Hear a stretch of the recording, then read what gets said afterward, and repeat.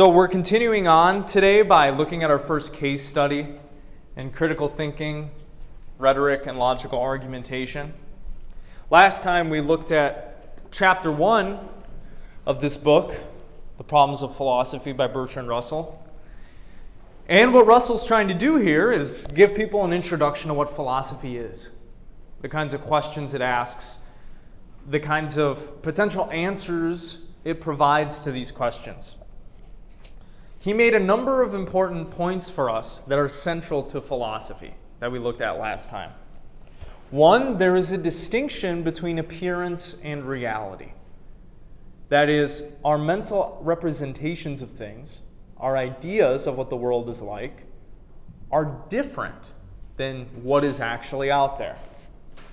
And you know this if you've ever seen a mirage or felt your phone vibrate in your pocket and you didn't actually get a notification, right? So there's that distinction between appearance and reality. And then we also made another distinction between what I called phenomena and noumena, between perception and things in themselves.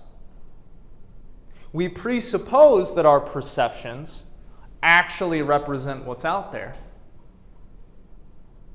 But this is one of the things that we were questioning last time. Can we know that? Is it possible to know that? And what Russell left us with was this question about whether or not matter exists. We say that tables and chairs and bodies and planets and all this stuff, they're all made of matter. Do we have a good reason for believing that? Can we prove the existence of matter? Well, that's what he's going to look at in this second chapter. And he says, in this chapter, we have to ask ourselves whether, in any sense at all, there is such a thing as matter. Is there a table which has a certain intrinsic nature and continues to exist when I am not looking? Or is the table merely a product of my imagination, a dream table, and a very prolonged dream?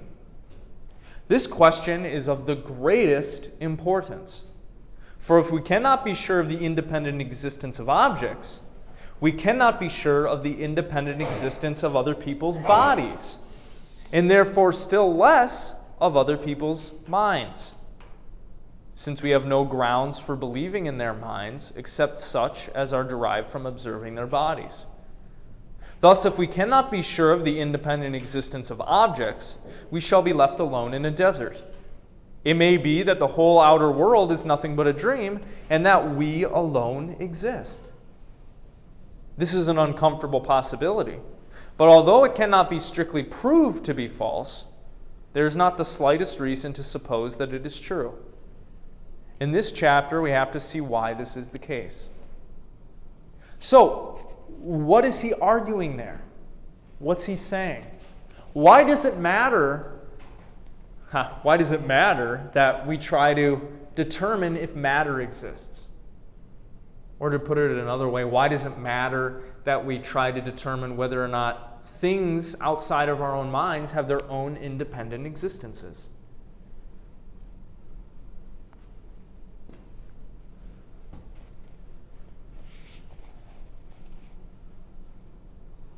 What do you think? Yeah, Nick. Because otherwise it could be just a hallucination. Right. How could we know anything about reality? We might be stuck believing that, we're all in a collective hallucination or a dream right now. Or we are collectively in the matrix. Trying to figure out whether or not things out there in the world have their own existence is important for also trying to figure out, whether or not other people actually exist. Look at what he says. If we cannot be sure of the independent existence of objects, we cannot be sure of the independent existence of other people's bodies, and therefore still less of other people's minds. And then later, if we cannot be sure of the independent existence of objects, we shall be left alone in a desert. It may be that the whole outer world is nothing but a dream and that we alone exist. Does anybody know what this view is called? The view that you alone exist, and you can't be sure whether or not anything else exists, including other people, other minds, other things.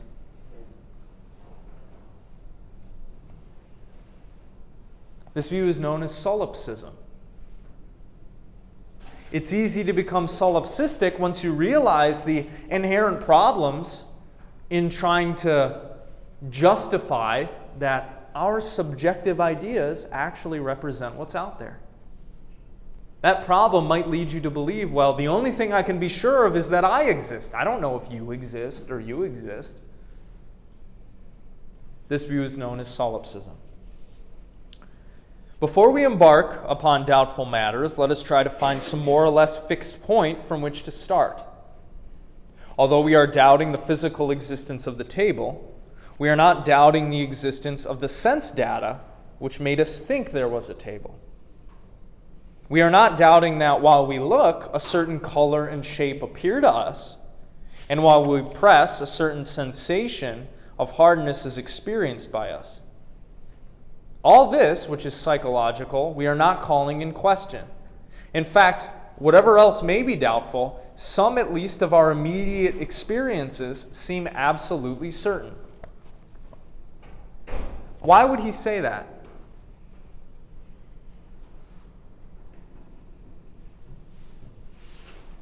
You can doubt whether or not objects exist out there in the world, independent of your own mind, but what is he saying you can't doubt? Sensing the sensations that you receive. Right.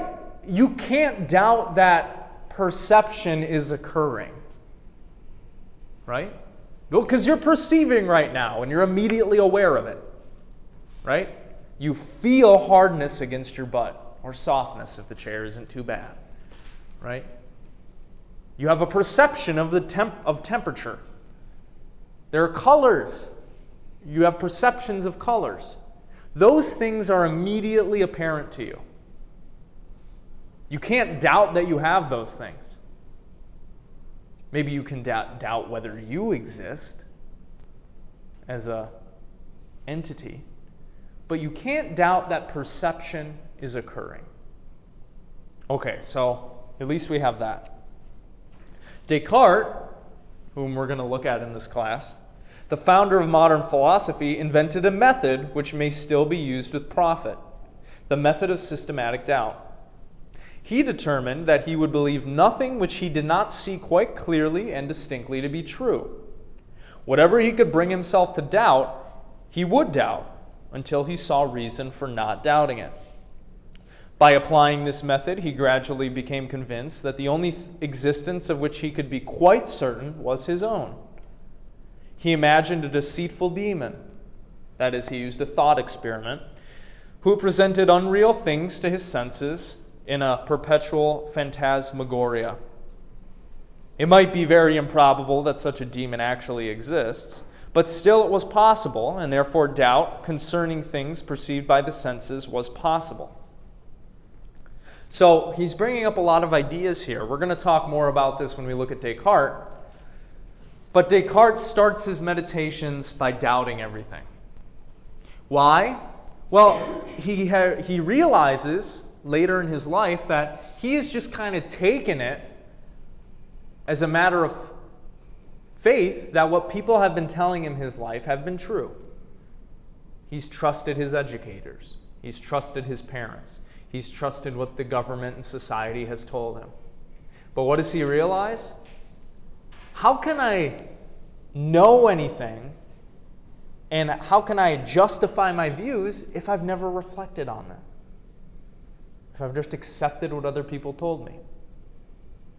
This is a big part of critical thinking, right? I was trying to impress upon you in an earlier class that if you just accept what people tell you, how can you be certain that what you have is knowledge? This view that knowledge requires complete certainty that Descartes is relying on is called epistemic infallibilism. But we'll talk about that when we do our case study into his philosophy. Continuing on, doubt concerning his own existence was not possible. For if he did not exist, no demon could deceive him. If he doubted, he must exist. If he had any experiences whatsoever, he must exist. Thus his own existence was an absolute certainty to him. I think, therefore I am, he said, cogito ergo sum. And on the basis of this certainty, he set to work to build up again the world of knowledge which his doubt had laid in ruins. Okay, so what's Descartes' argument? Can you paraphrase it? How does he know with certainty that he exists? Use those critical thinking skills.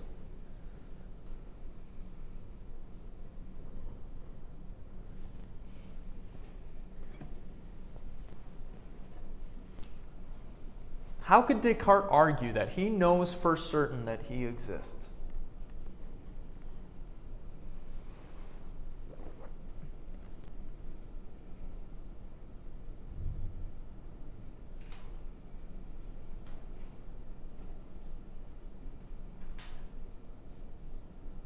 You say how, like, if he had any experiences at all, or like, even if he doubted that he existed, like, it means that his existence was a certainty to him.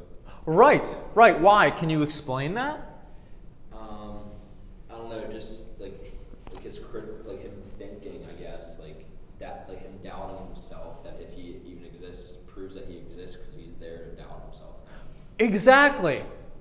In order for doubt to occur or perception to occur, there must be someone or something that is doing the doubting, that is having the perceptions. If you doubt your own existence, Descartes thinks that proves that you exist. Why? If you didn't exist, you couldn't doubt your own existence. Yeah, so logically, for there to be doubting at all, something has to be doing the doubting. Right. And that's the conclusion that he came to. By inventing the method of doubt and by showing that subjective things are the most certain, Descartes performed a great service to philosophy and one which makes him still useful to all students of the subject. But some care is needed in using Descartes' argument. I think, therefore I am, says rather more than is strictly certain. Okay, so he's saying this argument is not as airtight as Descartes thought it was. It might seem as though we were quite sure of being the same person today as we were yesterday. And this is no doubt true in some sense. But the real self is as hard to arrive at as the real table. It does not seem to have that absolute, convincing certainty that belongs to particular experiences. When I look at my table and see a certain brown color, what is quite certain at once is not I am seeing a brown color, but rather a brown color is being seen. This, of course, involves something or somebody, which or who sees the brown color, but it does not of itself involve that more or less permanent person, whom we call I. So far as immediate certainty goes, it might be that the something which sees the brown color is quite momentary, and not the same as the something which has some different experience the next moment. So, Russell's arguing that Descartes, when he says, I think, therefore I am, is actually making a logical leap. What leap is he making?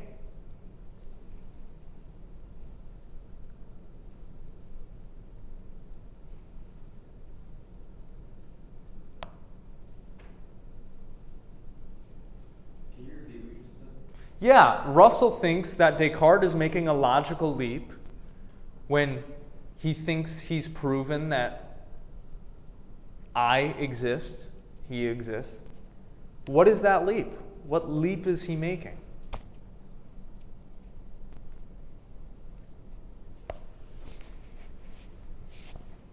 What does Russell say here?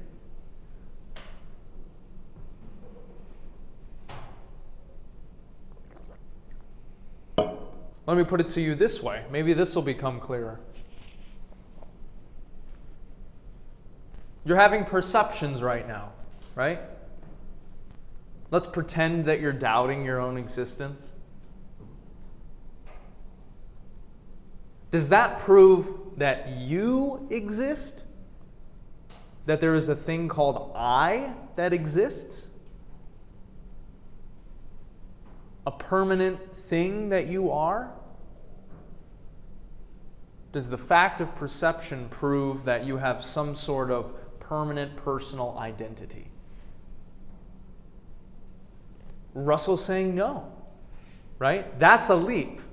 We know for certain that perception is occurring, but we can't be certain that we each have our own personal unique identity, that identity is stable and fixed through time. Thus, he thinks that Descartes is not proven that the self exists. All he's shown is that there is something that exists that is having perceptions. But maybe the self doesn't exist. Maybe all that exists is universal consciousness, and we're just all one manifestation of it. And there is no you, there's no Maddie, and there's no Nevelyn, and there's no Gunner. There's just the one thing. It's a possibility, right? Thus, it is our particular thoughts and feelings that have primitive certainty. And this applies to dreams and hallucinations as well as to normal perceptions. When we dream or see a ghost, we certainly do have the sensations we think we have. But for various reasons, it is held that no physical object corresponds to these sensations. Thus, the certainty of our knowledge of our own experiences does not have to be limited in any way to allow for exceptional cases. Here, therefore, we have, for what it is worth, a solid basis from which to begin our pursuit of knowledge.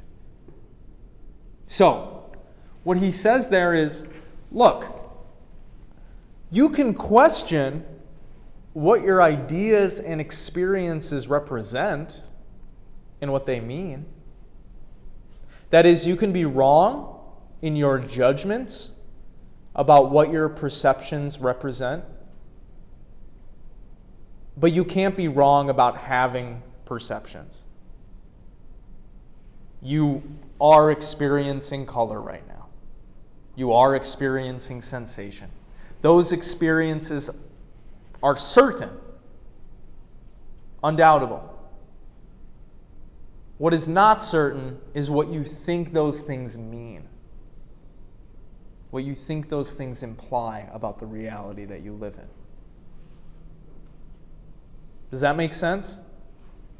So the fact that you are having perception right now, indisputable. What those perceptions mean is what we're trying to figure out. The problem we have to consider is this. Granted that we are certain of our own sense data, have we any reason for regarding them as signs of the existence of something else, which we can call the physical object? When we have enumerated all the sense data, which we should naturally regard as connected with the table, for example, have we said all there is to say about the table, or is there still something else? Something not a sense datum, something which persists when we go out of the room? Common sense unhesitatingly answers that there is. What can be bought and sold and pushed about and have a cloth laid on it and so on cannot be a mere collection of sense data. If the cloth completely hides the table, we shall derive no sense data from the table. And therefore, if the table were merely sense data, it would have ceased to exist. And the cloth would be suspended in empty air, resting by a miracle in the place where the table formerly was. But this seems plainly absurd.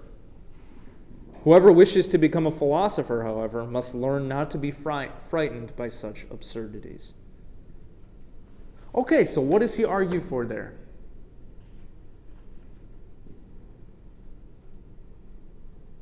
What's something he thinks that we can know that is supported by the evidence?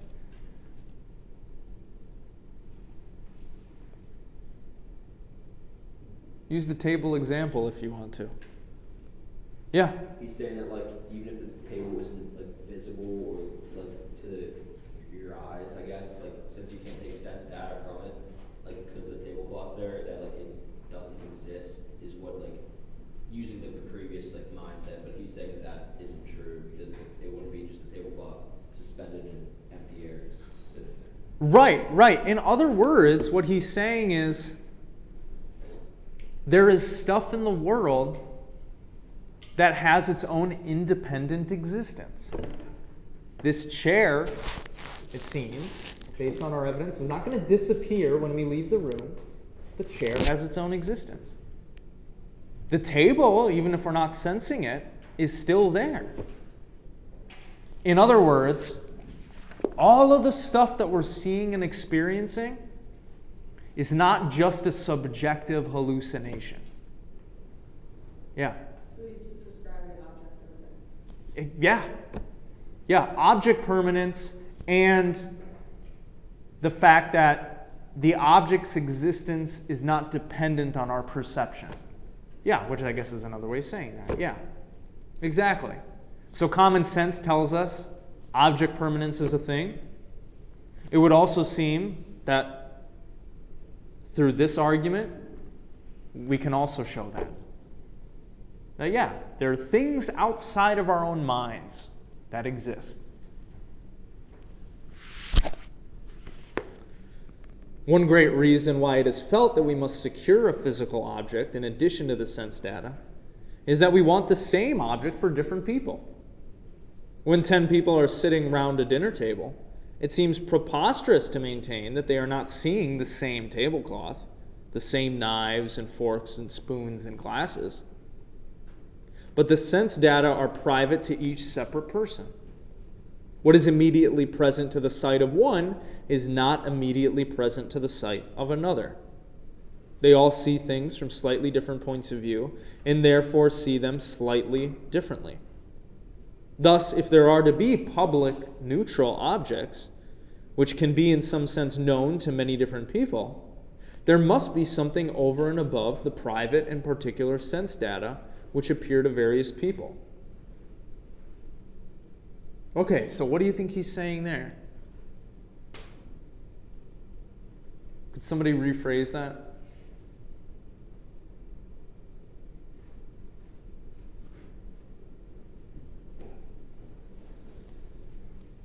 Use those analytical skills. Yeah. And because we all see the same objects, although the perceptions of these objects are different, that there must be a standard set of data that we're taking our information. Yeah, it's very similar to that. I don't know if I would phrase it exactly like that, but I think the spirit of what you're saying is right. It seems like we all see similar things when we look at the table. Like, look, you're having your own perception of the table. I'm having my own perception. My ideas and perceptions are private and unique to me. You can't see inside my head, right? You can't see exactly what I see. You can't feel exactly what I'm feeling right now, because all of that is confined to me, and what you're feeling and seeing is confined to you. On this basis, we might think, well, does that mean that our minds, our individual subjective minds, construct the reality that we see around us, or something like that? And he's saying no. No, evidence would seem to suggest that there is a thing out there independent of our own conscious experience. There are objects out there. How do we know that? Well, it seems like we can communicate about them. Based on the previous argument, it doesn't seem like their existences depend on our perceptions of them. It would seem that physical objects do exist out there in the world, which is what you already believe, right? But we're using logic and argumentation to try to get there. What reason, then, have we for believing that there are such public neutral objects? The first answer that naturally occurs to one is that Although different people may see the table slightly differently, they all see more or less similar things when they look at the table. And the variations in what they see follow the laws of perspective and reflection of light, so that it is easy to arrive at a permanent object underlying all the different people's sense data. I bought my table from the former occupant of my room. I could not buy his sense data, which died when he went away, but I could and did buy the confident expectation of more or less similar sense data. Thus, it is the fact that different people have similar sense data, and that one person in a given place at different times has similar sense data, which makes us suppose that over and above the sense data, there is a permanent public object which underlies or causes the sense data. What do you think? Does that make sense? Is that a good argument for thinking that there are physical objects out there outside of us?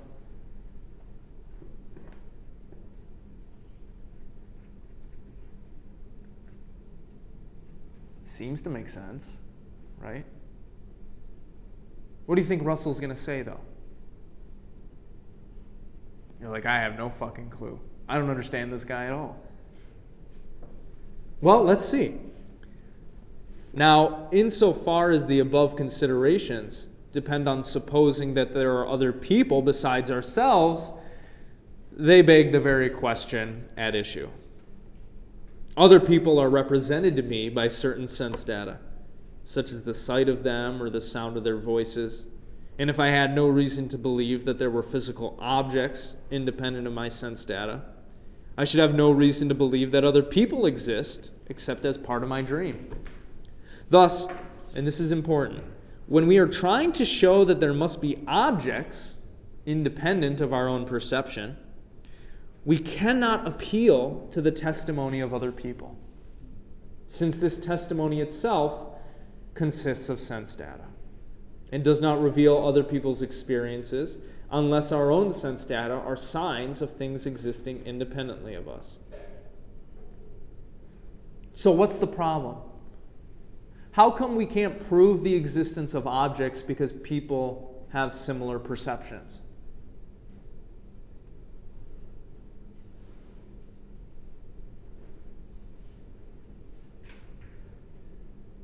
Because the people are just our perceptions, so we have no way of knowing that they exist.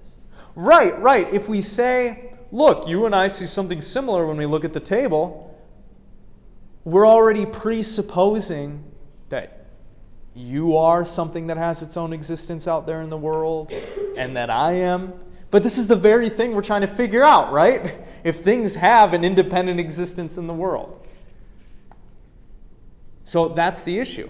We must therefore, if possible, find in our own purely private experiences characteristics which show or tend to show that there are in the world things other than ourselves and our private experiences. In other words, we cannot appeal to sense data of things we think are outside of ourselves to prove independent objects. To trust the testimony of somebody else and then on that basis say, yeah, there are things out there, presupposes that there are things out there already.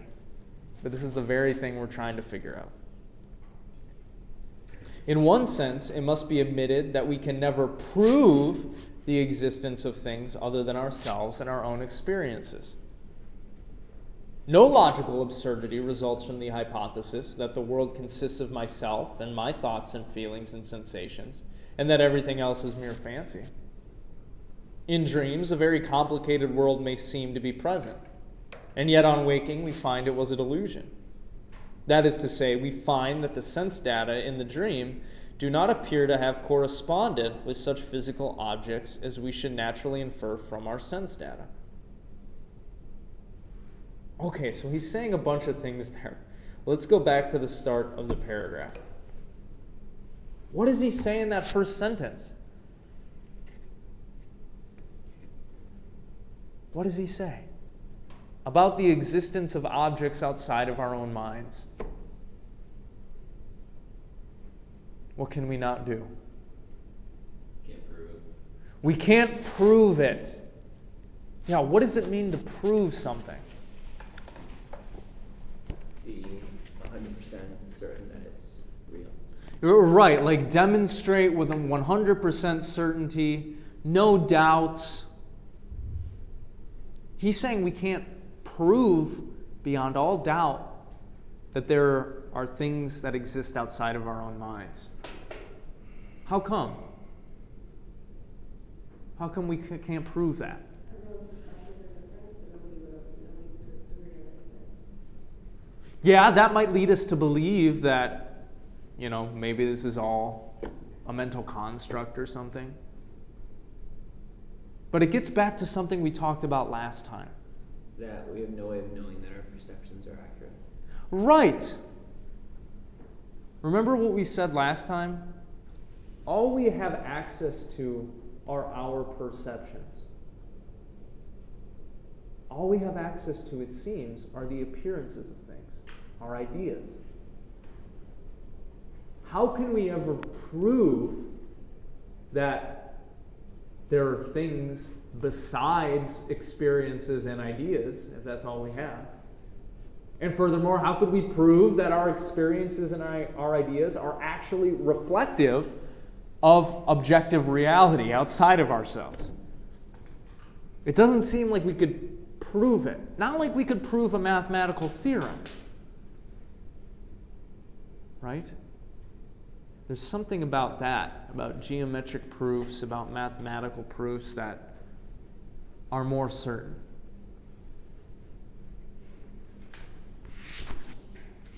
So, and this is going to be very important when you write your papers, your writing assignments, when you write your final paper for this class. You must be incredibly precise in your language. You should read and reread what you write to make sure it's saying exactly what you want it to say. Because oftentimes, we're imprecise with our language and we say much more than we think we're saying. So, in philosophy and in writing and life generally, you're going to want to be very precise with your language.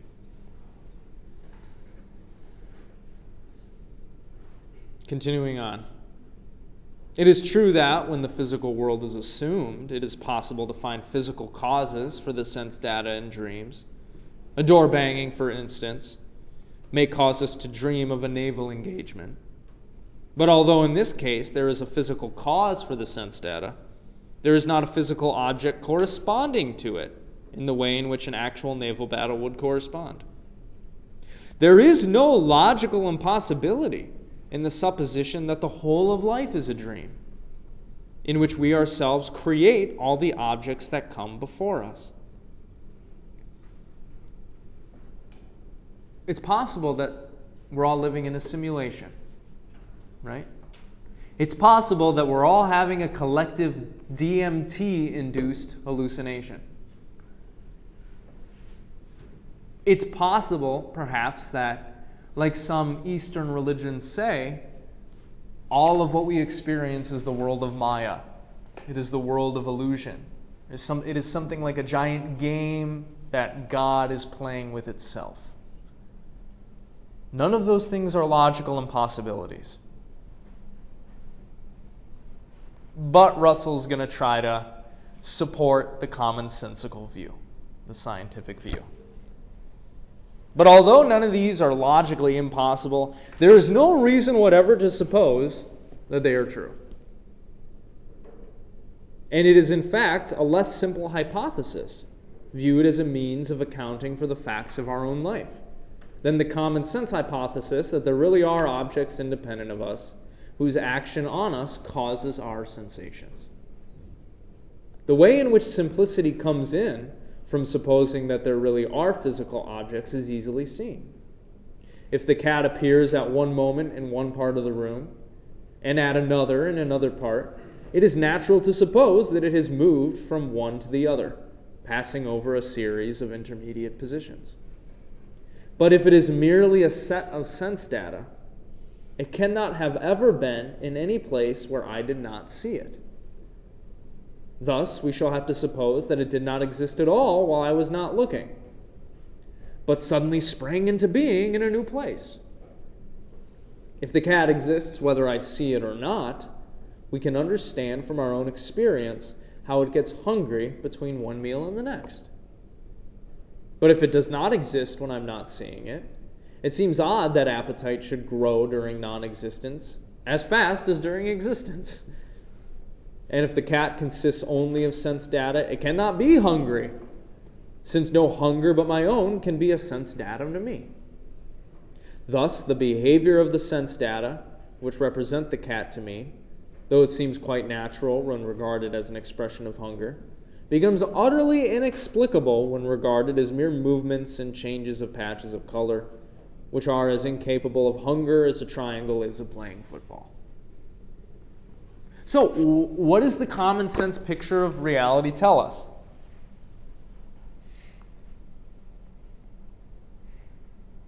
Just tell me, what kind of worldview were you raised into believing? That everything is a dream or an illusion? No! What kind of world is this?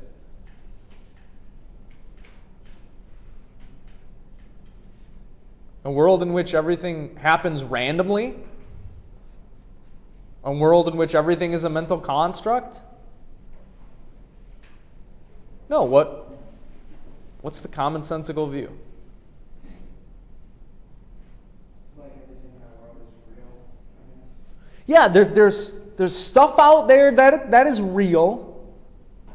There are objects outside of our own minds. Or another way to put it is,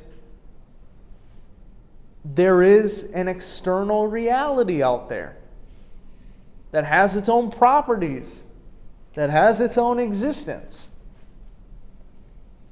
Now, what reason does he give for believing in this? Why should we believe that over the everything is a dream or an illusion?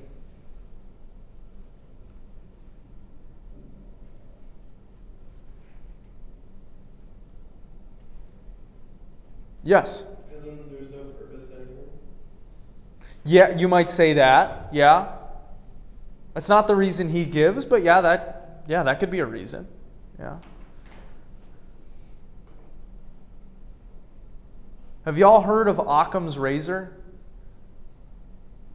Yeah, but I don't know exactly what it means. It has to, yeah, do you want to speak into it? The simplest explanation is the one that's always correct, usually. Right.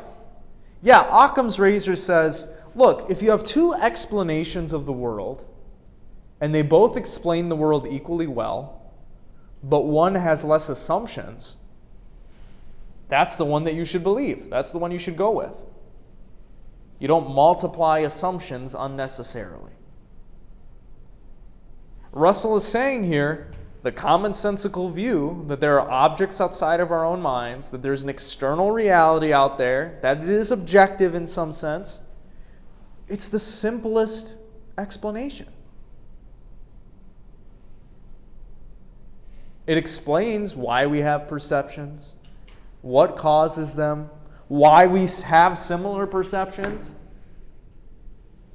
It is the simplest explanation for why we have sense data, the kinds of sense data that we have, and all the rest.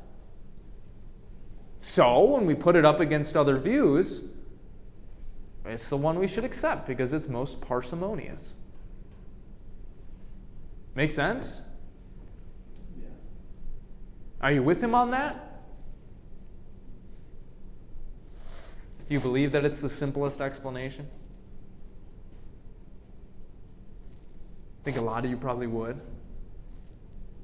Do you believe that there are objects that exist outside of your own minds? You're all like, yeah, why the fuck are we even talking about this? Well, as you'll see, this is a very difficult problem. As we saw before, it doesn't seem like it's something we can prove, so not crazy to explore it. But the difficulty in the case of the cat is nothing compared to the difficulty in the case of human beings. When human beings speak, that is, when we hear certain noises which we associate with ideas, and simultaneously see certain motions of lips and expressions of face, it is very difficult to suppose that what we hear is not the expression of a thought, as we know it would be if we admitted the same sounds. Of course, similar things happen in dreams, where we are mistaken as to the existence of other people. But dreams are more or less suggested by what we call waking life, and are capable of being more or less accounted for on scientific principles if we assume that there really is a physical world. Thus, every principle of simplicity urges us to adopt the natural view, the commonsensical view, that there really are objects other than ourselves and our sense data, which have an existence not dependent upon our perceiving them. Okay. So, if we abide by parsimony, it would seem it makes sense to believe that there are objects outside of our own minds, that we're not making them up, that they're not fake. But notice what he has not said yet. Has he proven that that stuff is made of matter? No, we haven't gotten to that yet. All we have demonstrated so far is that, due to parsimony, the view that there's an external reality makes sense. Okay. Of course, it is not by argument that we originally come by our belief in an independent external world. We find this belief ready in ourselves as soon as we begin to reflect. It is what may be called an instinctive belief.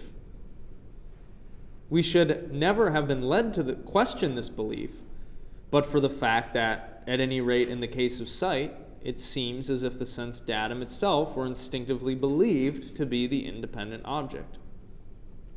Whereas argument shows that the object cannot be identical with the sense datum.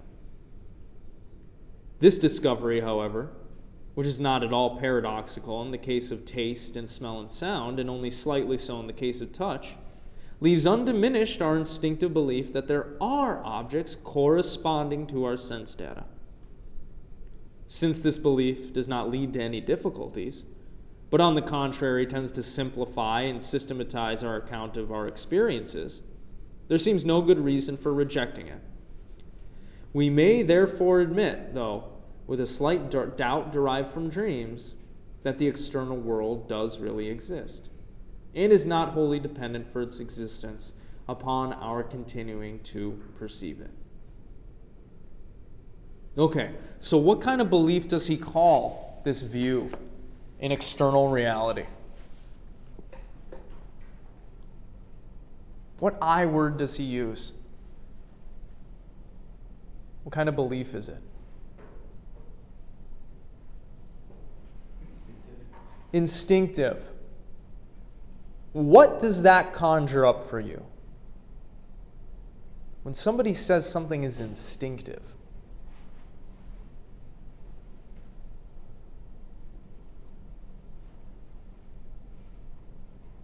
yeah. Like you just don't really think about it, you just do it. You don't think about it, you just do it. It's natural? Would you say that? It just it springs up from the kind of thing that you are? Like an urge or a drive, maybe? It's evolutionarily advantageous. Evolutionarily advantageous, okay. That's what you think of when you hear instinct. Yes. Okay. What do we think about Russell using that word? Do we think he's right? Is your belief in the external world instinctive? Is he right here?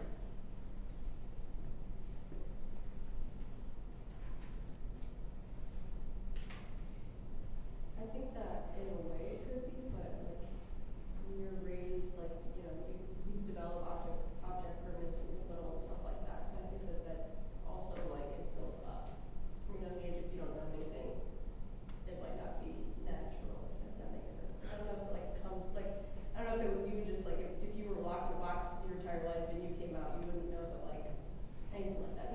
Yeah, so what you're saying is maybe there's an element to this belief that is conditioned. Yeah, that makes sense. So what debate are we talking about here? Nature versus nurture, right? Yeah, why do you have the worldview that you do?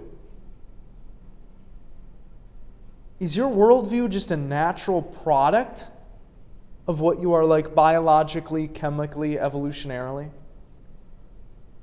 Or is your worldview something that was socialized into you? Or is it both? I think it's both. I think it's definitely both. Okay. Why do you think it's both? Because I think like if we're referring to like your parents raised you, like how they raised you and stuff. I mean, I know that me and my parents are definitely have different opinions on a lot of things, but like they definitely tried to get me to believe it one way, and I still don't, because it's just that's more instinct to me to like think other than that. Sure, yeah. With babies, like there's times when they're born, they don't know about object permanence and depth perception, but as they interact with the world more, they learn it, and then they can perceive it after they interact with the world. So what do you think that shows? So it shows that it's Or supports? partially learned. Partially learned, okay. So should we take issue with him using this word instinctive? Is he being precise enough in his language? As I was reading this, I was thinking to myself hard about this. Does it seem right to call our beliefs instinctive? I don't know. There seems to be a social element to it. Because if you were raised in a different culture, you might have a different religion, right?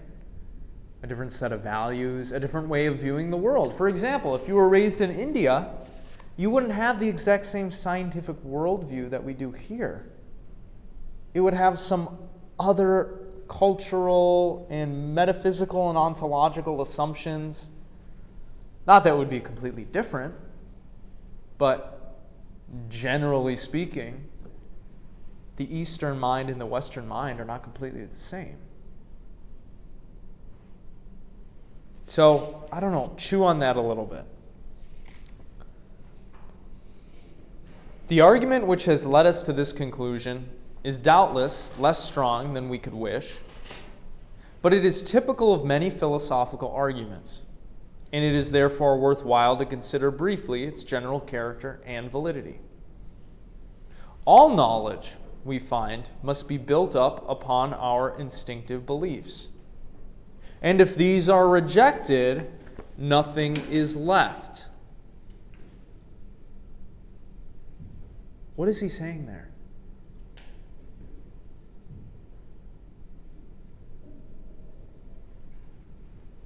I think he's saying if it was 100% instinctive, then there's no need to have a discussion about it, because if it was instinctive, nobody would have changed it. Okay. Yeah, if it was just a natural product of our biology or the chemical reactions that are going on in our brain or something, yeah, maybe what sense would there be to talk about it? You might say, oh, he just believes that because he's determined to believe that. Right? Yeah. He's getting at something that's very important when it comes to, well, logical argumentation. One of the things I'm trying to get y'all to develop is the ability to justify your views through argument, right? Through critical thinking and analysis.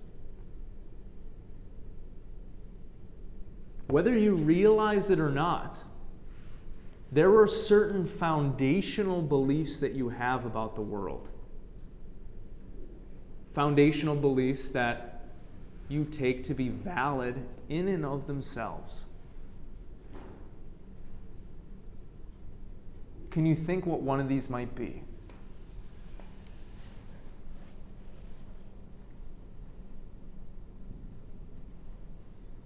Just think about how you act, what you say, what your worldview is.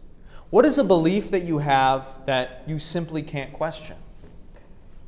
That would be what we call a foundational belief, a belief on which your other beliefs are based. How about that God exists or doesn't exist?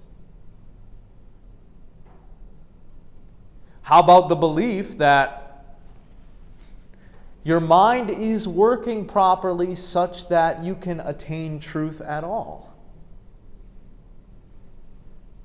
Maybe it's a belief in evolution, the theory of evolution. Are any of these foundational to you?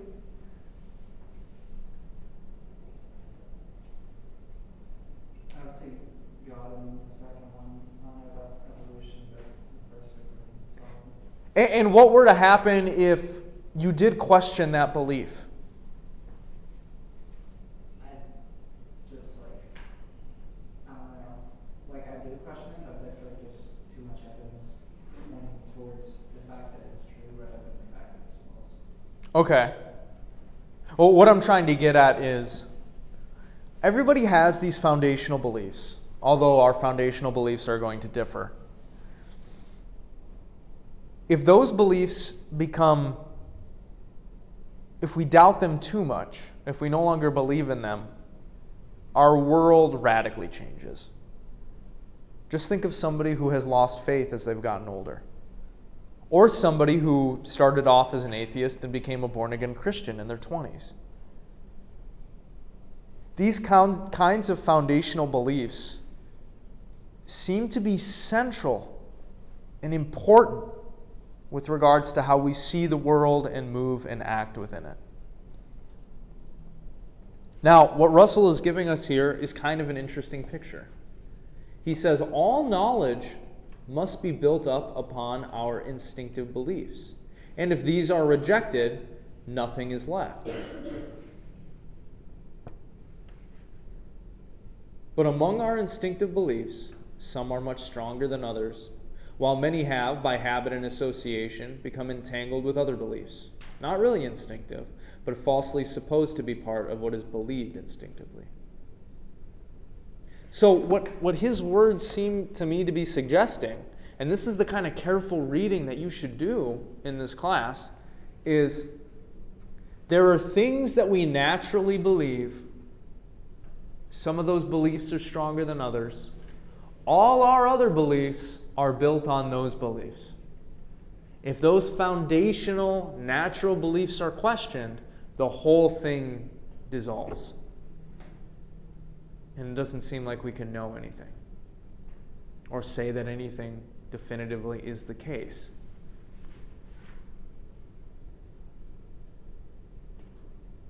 Later in class, we're actually going to look at some of these foundational beliefs, or what he calls instinctive beliefs. But, like we said before, maybe this isn't the right word to use if we think they are partially socially formed. Anyway, philosophy should show us the hierarchy of our instinctive beliefs, beginning with those we hold most strongly, and presenting each as much isolated and as free from irrelevant additions as possible. It should take care to show that, in the form in which they are finally set forth, our instinctive beliefs do not clash, but form a harmonious system. There can never be any reason for rejecting one instinctive belief except that it clashes with others. Thus, if they are found to harmonize, the whole system becomes worthy of acceptance. Do you agree with what he's saying there?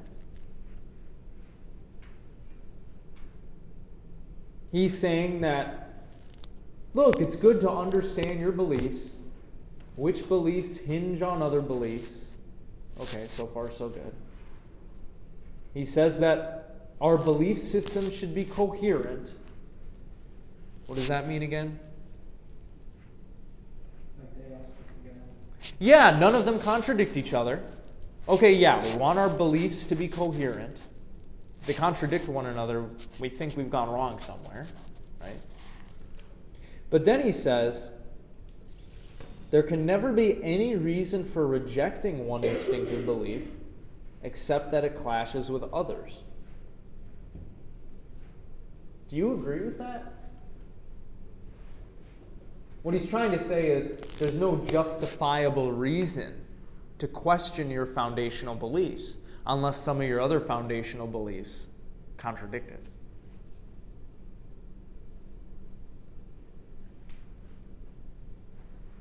Do you agree with him?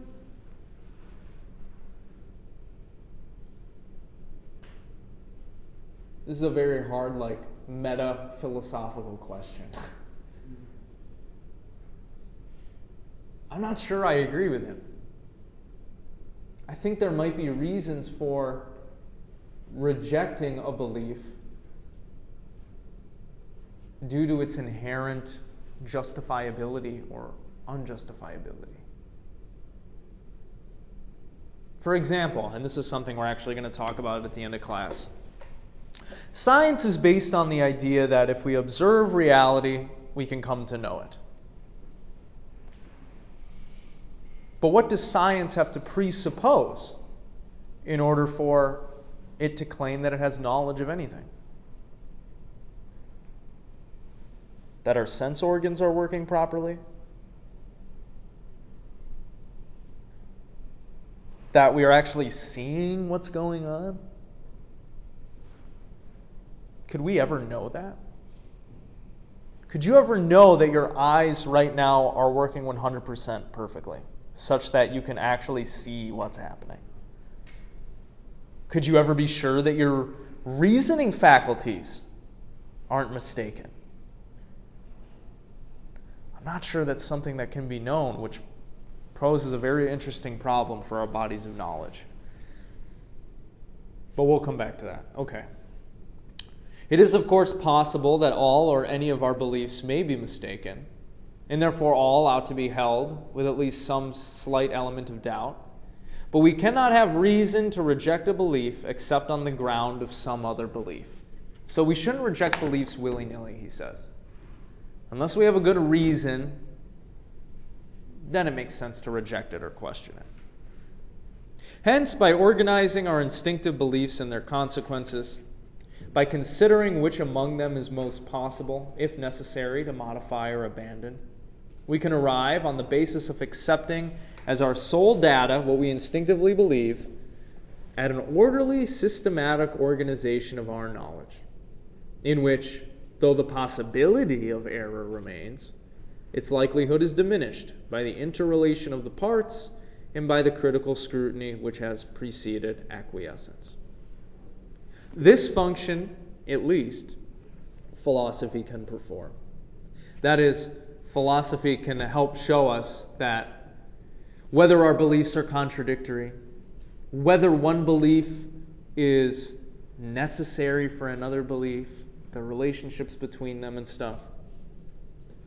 Most philosophers, rightly or wrongly, believe that philosophy can do much more than this, that it can give us knowledge, not otherwise attainable, concerning the universe as a whole, and concerning the nature of ultimate reality. Whether this be the case or not, the more modest function we have spoken of can certainly be performed by philosophy, and certainly suffices for those who have once begun to doubt the adequacy of common sense to justify the arduous and difficult labors that philosophical problems involve. And so we end the second chapter. What Russell is trying to give us here is he's trying to explain what philosophy can do for us. Philosophy can help us understand our beliefs better. Philosophy can help us trace the relationships between them. Philosophy can help us justify our beliefs to others. Whether philosophy can actually get us to ultimate knowledge of what is actually in reality, that's a question we have yet to answer. So think about that for next time. And for Tuesday, read chapter 3. And we will talk about that. Okay, any questions, comments? Okay, thank you very much. We will end there.